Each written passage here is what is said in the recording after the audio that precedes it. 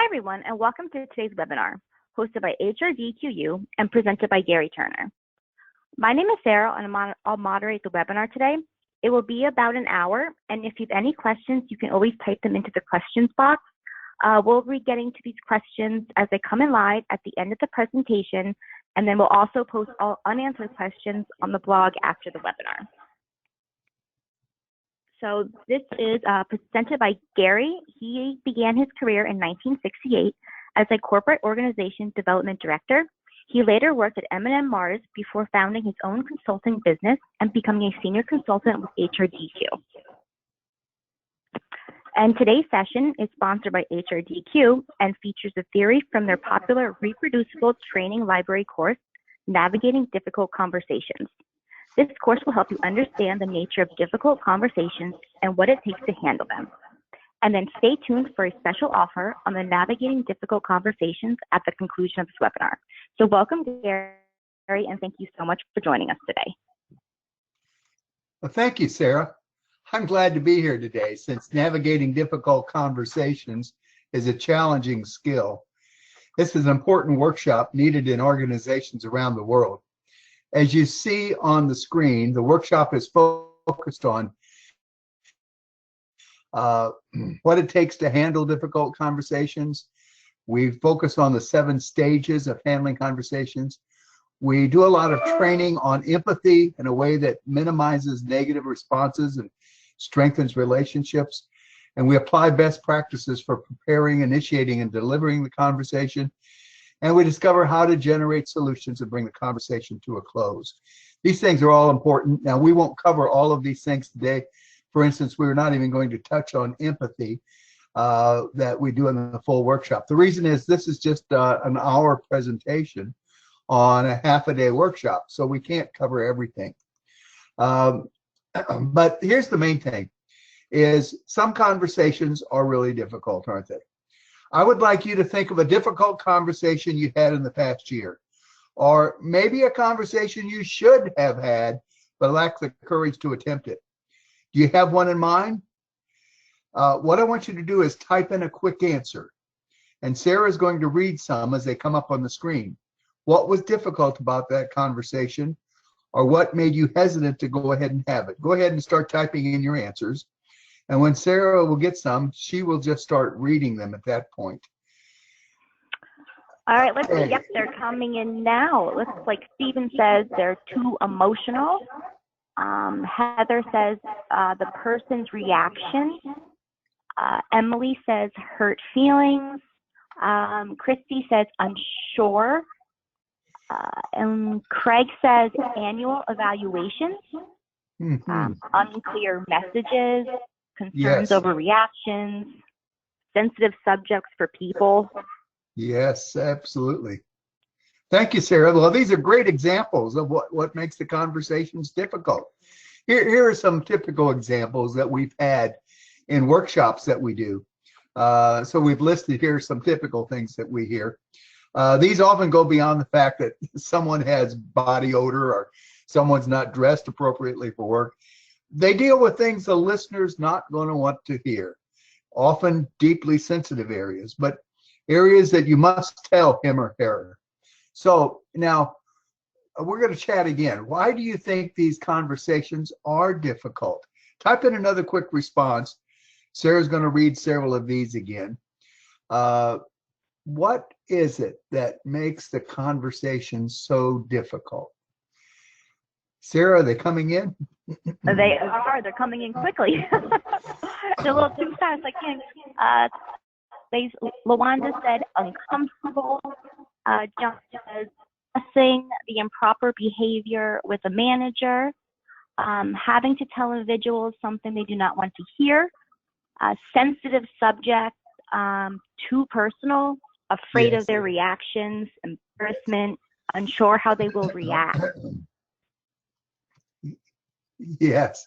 Well, those are all good. Here's some of the things also we typically hear in workshops is the fear of causing hurt feelings, the feeling of powerlessness, the embarrassing yourself, the reluctance to engage in this disagreement or conflict, some of my professional businesses and being a coach. And it always seems that with managers I work with, that I have to push them some to meet the improvement goals that they have. And I know at times I feel uncomfortable with this, even though it's in the best interest of my client to do so. And I worry about hurt feelings, embarrassing myself, intense disagreements, or other things. And in your organizations, similarly, there are managers who often have a grueling time with conversations, even when the conversation is in the best interest of the employee and in the best interest of the organization. There still is some hesitance. And so a training program like this often helps managers think through what they need to do, especially with these 7 stages that are covered in the workshop. The workbook follows this outline. The workshop covers each of these in detail. Each section has many tips, ideas, suggestions, and models for that stage. So we're going to follow these 7 stages in the rest of this webinar, even though we don't have time to thoroughly explain each of these stages. So we're going to start there. If you see number 1, prepare for the conversation, then initiating the conversation, delivering the message, listening and responding, exploring alternatives, closing the conversation, and follow-up. So let's start with number 1, preparing for a difficult conversation. I believe this is the most crucial step. Thorough preparation will help with the remaining 6 steps. So let's look now at some suggestions for preparation. The first thing to do is prepare yourself. Now, what does that mean? Well, you have to be mentally and emotionally ready for the conversation. Never even begin planning and while you're upset or you're angry with a colleague. Be calm in planning, just like you want to be in the discussion. I like to calm myself down by wearing a favorite shirt to make me feel good when having that tough conversation. So I even plan out what to wear. As a matter of fact, for this phone call here, I planned out what I was going to wear. And it might sound funny, but you need to be thoroughly prepared in yourself and emotionally and mentally of what makes you feel good. And then the second one, I think, is almost as huge. Know what you want to achieve. It's important that you know exactly where you're going, because conversations can go AWOL, that is, get out of bounds so fast that you need the guiding light to help keep the conversation on track. You need to know where the light at the end of the tunnel of the conversation is going to be and exactly what you're going for. And of course, choose the right time and place, arrange for the message to be prompt and clear, tell the truth, prepare by seeing the other person's perspective. These are all some of the basic things about preparation. So why then is preparation so important? Well, it's obvious why it's important. You know that preparation is going to help you guide the discussion.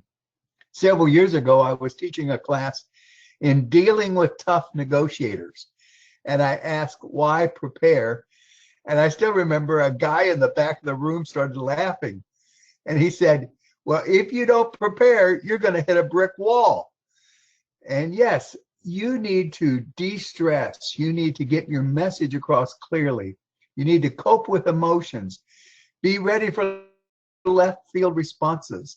You see, preparation is your first huge step towards success. Now, just to see this, let's look at a scenario and prepare. We're going to ask you to chat in at the end of this. So here's the scenario. Lucinda needs to tell Michelle that the project she just completed is not acceptable. In fact, a significant part needs to be completely redone. Lucinda is not looking forward to this conversation. She knows that Michelle worked very hard, and Michelle believes she had done an excellent job. Well, there have also been other times when Michelle has grown very angry in the face of bad news. So with this in mind, Lucinda knows it is unlikely that Michelle will readily agree to redo the project. So here's the question for you to answer. What could Lucinda do to prepare for this conversation so that it goes as well as possible? Okay, type in some responses for Sarah to read to this question. And Sarah, once again, when you start seeing some suggestions, would you read them? Let's hear what people have to say about this. Okay, yes, they're coming in quickly.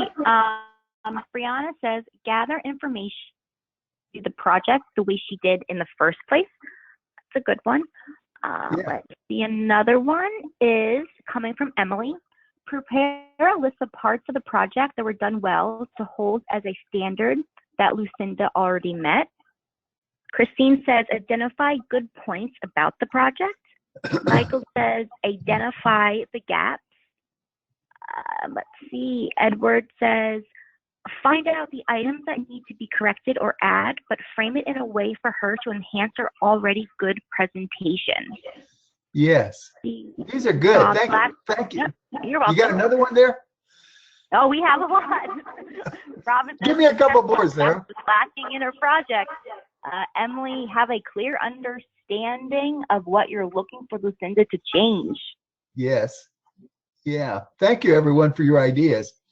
You know, what I'm hearing in a lot of these is I heard the gap between what Lucinda saw that was good and what Lucinda sees that is not good, and kind of be able to kind of describe that in specifics.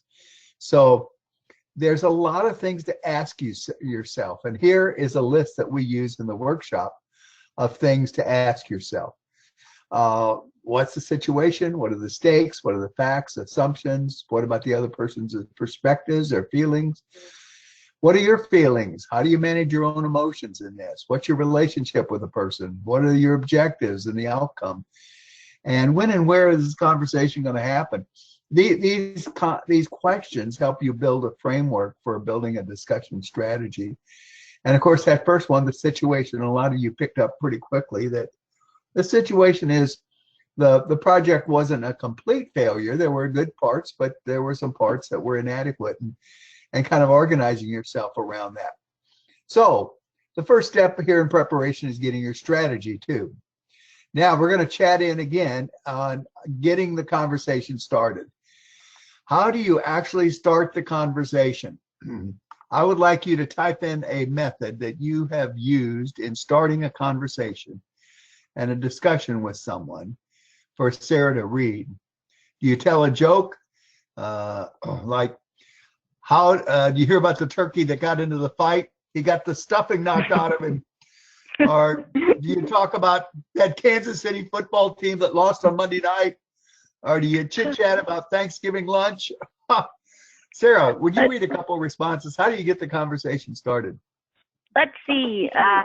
Ruby says, talk about the good things that the employee has done. Don't go straight into the negative.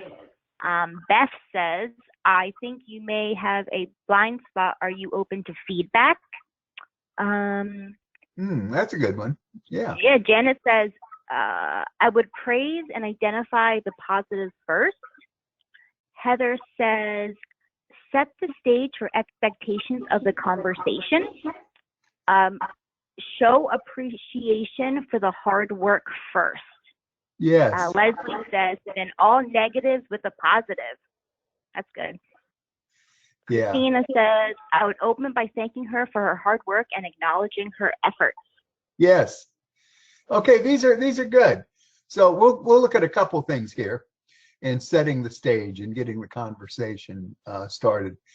So first of all, of course, let the person know what you want to talk and arrange a convenient time and what you want to talk about, and then set the stage. I like this: sit at a corner or next to another person. You don't want to sit across the table, on opposite sides of the table. That encourages friction, according to a study done at a couple different universities, that people that are sitting across from each other are more likely to start disagreeing more intensely than people that are sitting just in juxtaposition. Introduce the subject, get to the point quickly, and like several of you said, introduce the subject with some positives. You know, you did well on the report in this way. I want to talk about these factors, though. So here are some conversation openers that get to the point pretty quickly. You've probably heard we lost a big contract. I'd like to talk about your performance evaluation and so forth. Notice that these are quick. They get to business. And also notice that they have the I perspective. I have some bad news. Illustrates getting to the point from your perspective. It avoids the blaming. And a lot of times, starting with you or your report can put a person on a little bit of defensive footing for this. And you want to, in some way, just deliver the message from your own perspective. Now, how do you deliver the message? You've opened up the dialogue. How do you get to the meat and potatoes of this discussion? Well, we have a lot of suggestions in the program. Here's 5 suggestions we have on what we call the content of what you're saying. The content of what you're saying needs to be clear and specific with examples and accurate. You need to ask questions and let the other person ask questions. So you deal with the content.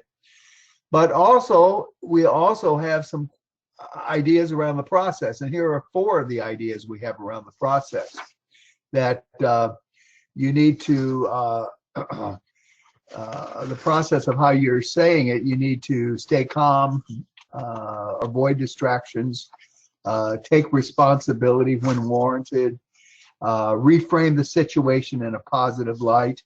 What are the good things about this situation that's going to happen?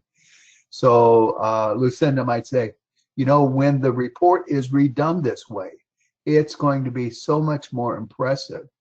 And we'll be able to take it up to the directors in the organization without, and get a lot of positive feedback from them. So we have the content, we have the process, and here are just some of the suggestions we have in the workshop for that. Now, to have a meaningful conversation, you need to have this dialogue. So you need to listen and respond to what the other person is saying. And we have several rules here for this. Here are 3 rules we're going to cover. The first rule we call Rule 1, stay focused. You know, get your mind focused, clear your mind, make eye contact, focus on one idea, ignore distraction, just focus and stay focused on what you're to do. You've got to concentrate on what is going on. And in the second rule, Rule 2, capture the message, you know, of the other party. Be aware of their nonverbals, tone and body language. Be open-minded. Avoid making assumptions about what they say. Seek an understanding of the other person's thoughts and feelings. And avoid telling the other person what to do. Tell them instead what is needed.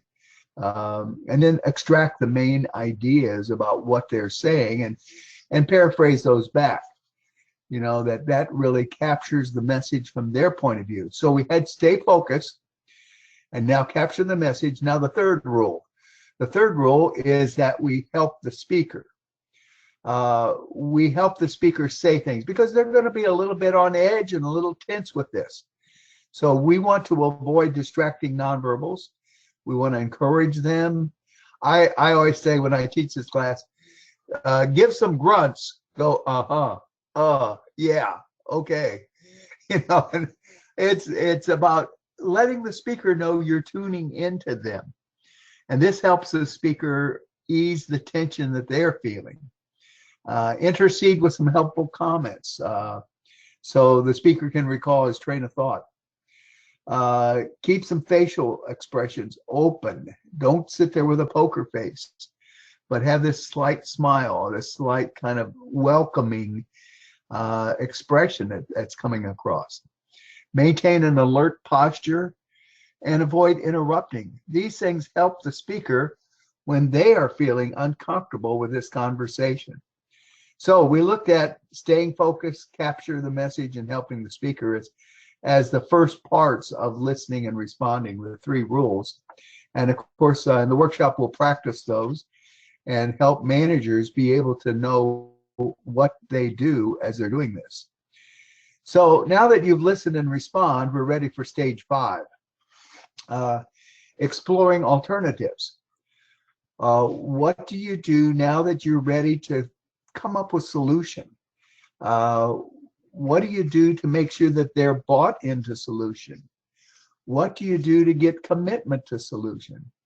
So when you have difficult suggestions that come from them, you have some unexpected suggestions sometimes that come. You have to keep your mind mentally and emotionally in check. So actively listen, don't take reactions personally, stay calm, keep an open mind, don't panic, as these buttons say, and they come up with a suggestion, it's not going to be a good one. Just kind of accept it and say that could be one of the things we do, and keep pushing for other suggestions and looking for other suggestions. Secondly, around suggestions, you've got these difficult emotions that the person often feels. And you're asking for suggestions, there's often a little bit of anger that comes through this. So allow the person to vent. But in the conversation, of course, immediately if the other person becomes violent, and consider carefully what to do if they're starting to slam their fist on the table or just getting extremely upset. Secondly, tears. Let them get their feelings under control. Let them know you understand that, and so take time at that point. Breathe deeply yourself, and just let them have their catharsis at this point. And finally, they can have extreme frustration with things that are going on in their life in any number of ways. I had a difficult conversation, I don't know, a year or so ago, and we got so far off track, but the person just was frustrated with things at home and things in their life, and everything from weight gain to a college student who was rebellious, and we just went on and on with their frustration. But acknowledge and empathize, show you want to help, but get them back on track, get them back where you need to be with the discussion. And then finally, with suggestions, explore the alternatives and solutions, and know what's important to you, what is non-negotiable, and as well as what might be possible. Know what your must-haves are, I call it. What is it you have to have? And then compare that with the nice-to-haves. The things that would be nice to have, but maybe I don't know, they're possible or they're not possible. You've got to know your non-negotiables, though. And secondly, just keep this collaborative attitude toward a win-win solution. And finally, keep this open mind, consider ideas, even though they might not be as workable. And it just takes calm and patience when you come to this suggestion stage where you're throwing out the solutions, because you never know what kind of solutions the other person's going to come up with. And a lot of times the solutions they initially come up with are not as good as things. If you keep exploring, you keep discussing, they often come up with even better solutions that they're committing themselves to. As is true, most of you know that the solutions that they generate are the ones that they are more likely to get commitment to. The solutions that you generate, there's a more difficult time getting them committed to that. So now that we've done this, we're going to ask you to chat in again. We're going to talk about closing the conversation. We've gotten some solutions.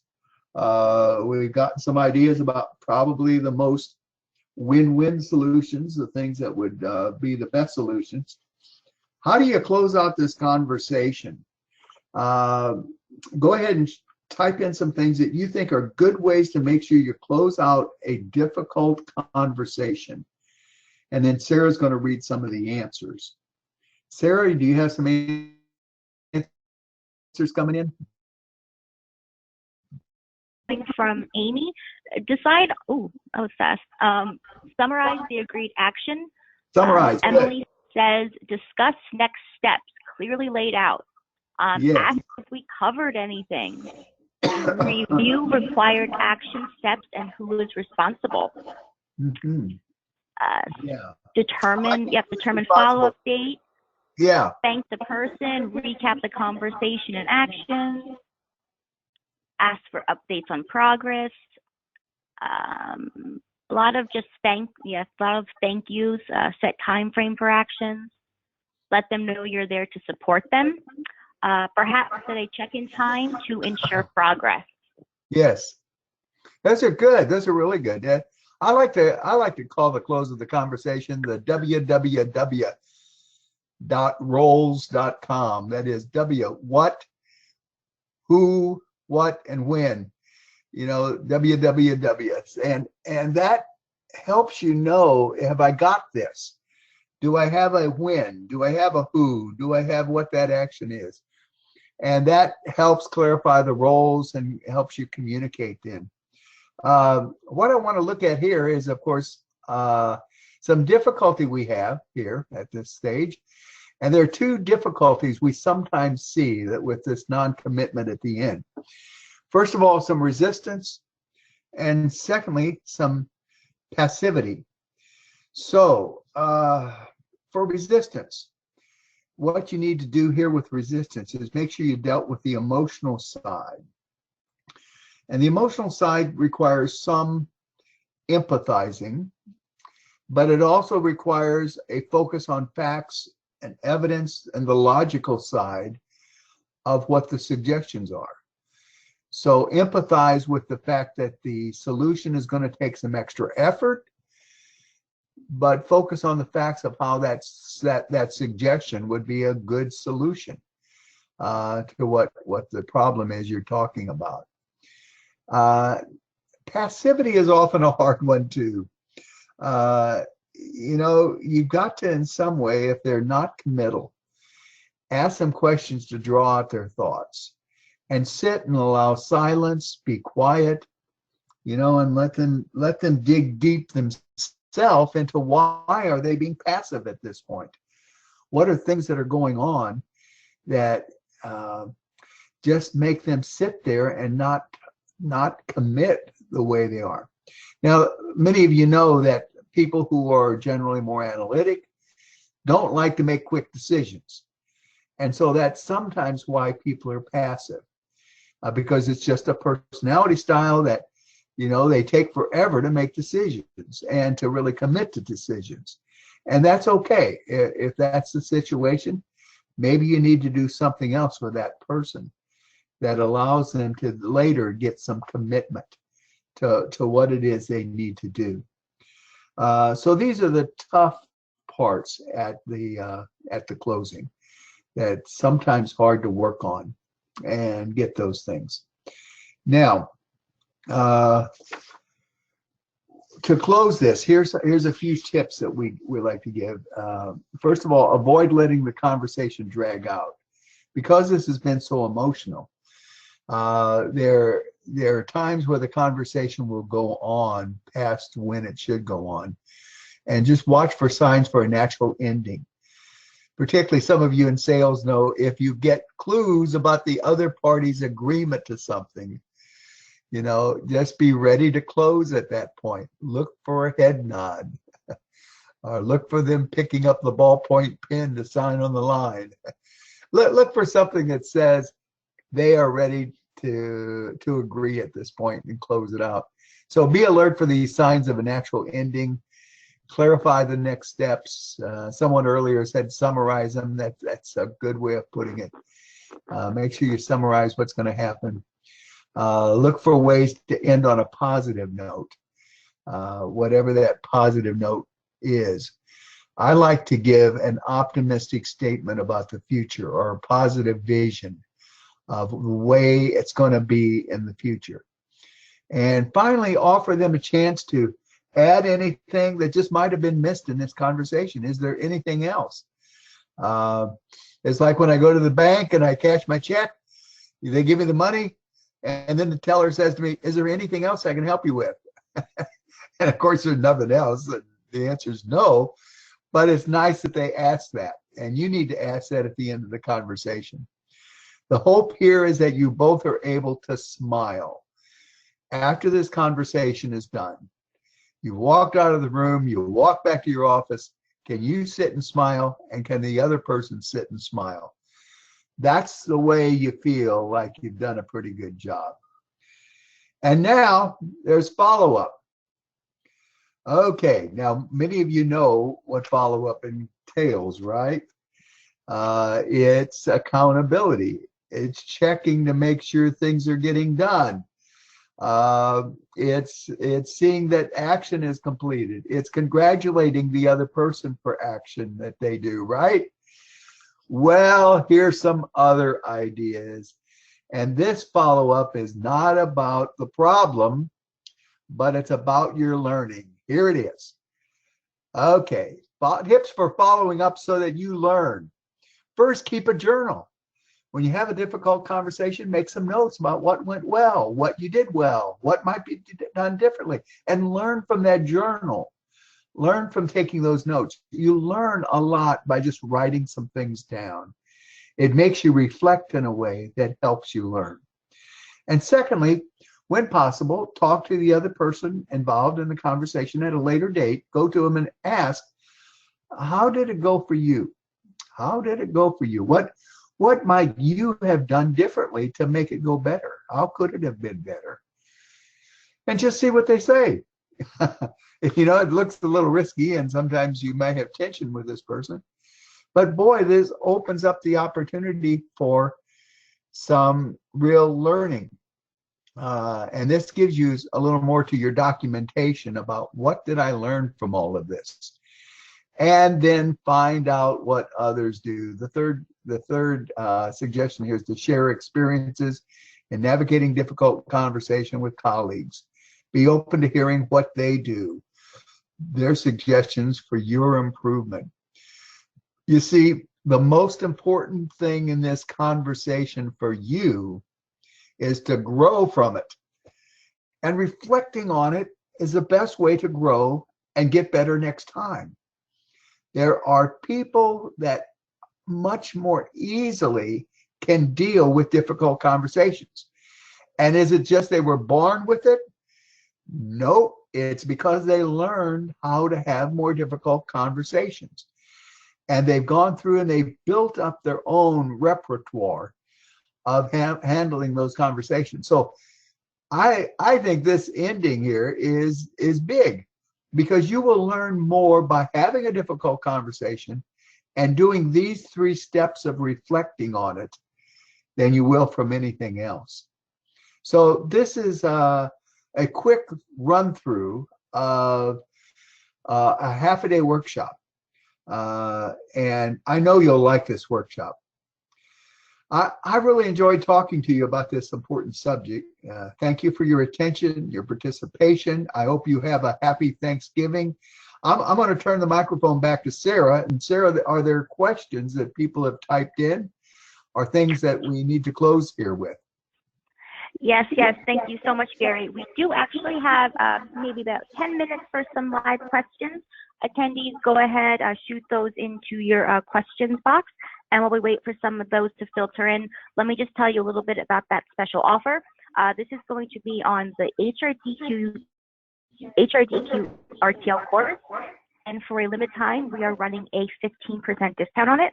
This includes a 4-hour training event, instructor guide, participant guide, PowerPoint presentation, course overview, learning summary, learning materials, action plan, and course evaluation.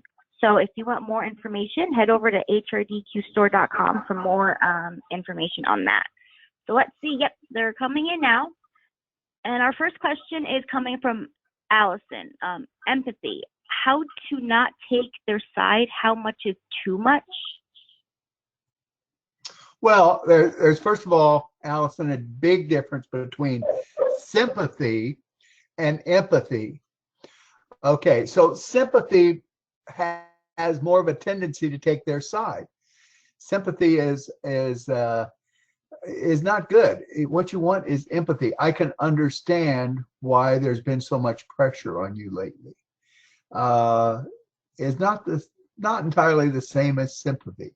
So yeah, in the workshop we cover we had a couple pages in the workbook on empathy and go through some detail around how to handle empathy so that it makes the person feel like you understand them.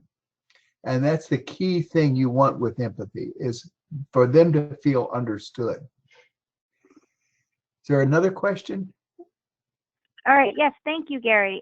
Next question is coming from Nicole. How do you suggest approaching an employee who consistently deflects responsibility to others and takes no accountability for their own work or mistakes? Well, I guess I have a couple responses on this. The first one, of course, is to follow the principles we talked about here.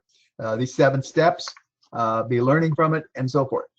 But secondly, there becomes a point at which you have to document the poor behavior.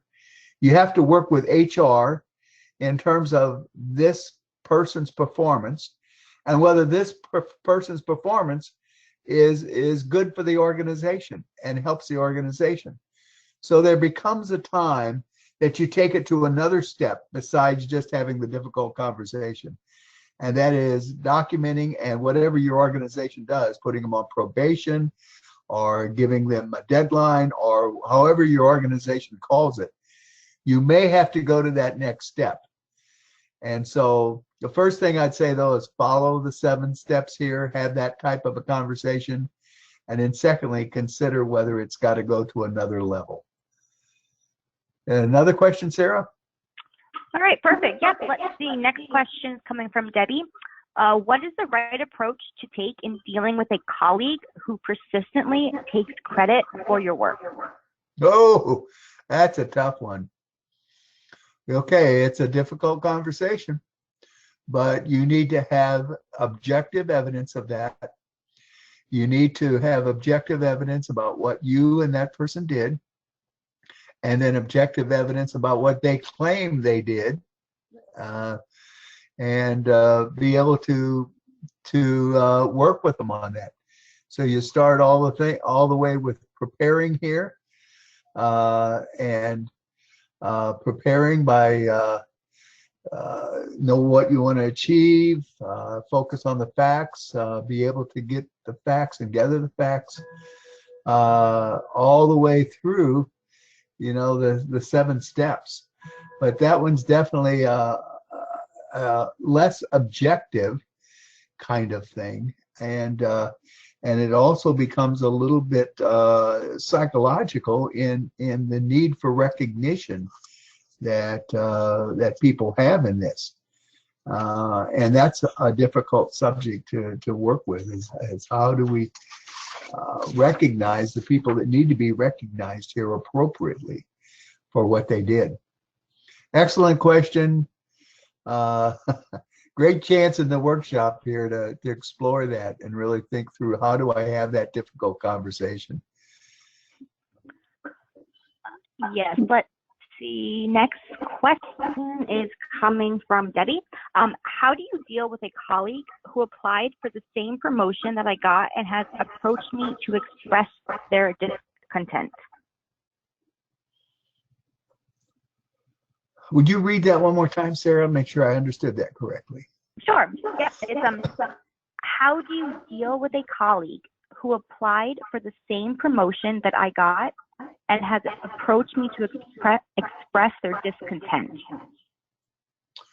Okay, so you got the promotion. They come and they express their discontent over not having gotten the promotion, I'm assuming.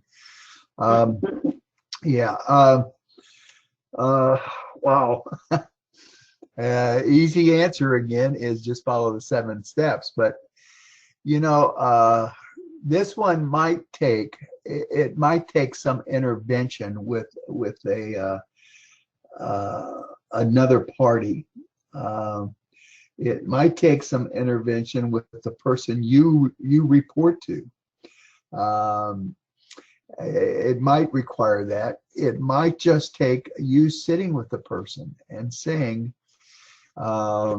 your discontent is concerning me. Your discontent with what happened here is starting to concern me, and to have the conversation around that. Yeah, that one is another one, a tricky one, and that's an uncomfortable one to have. I think, though, that if you have a good discussion around that, you might have a real win-win where the two of you are able to work better together. I'm assuming also that part of the difficulty here is you're not able to work well at this point. Got another question? Yep. Next question is coming from Christine. How do you deal with a coworker who holds meetings that are non-productive, no progress is made, and the same subjects are discussed? Oh boy. Once again, I end up saying the 7 steps, and I hate that I keep giving that as the answer, but it's going through that preparation again of being able to explain why the meetings are unproductive, and being able to have the evidence that says that, and saying, here's what happened in this meeting, and now here's another meeting, and here's what happened in this meeting, and we seem to be kicking the dead horse over and over again and just not making progress on things. So yeah, I would say try to follow the 7 steps, and again, look for the evidence of how do you do that. Okay, wonderful. I think we just have one more question that came in, and that one is, what about having a difficult conversation with a staff member who looks down on you? Oh, yeah, that's emotionally hard. You have to have your own confidence when you go in with a person like that.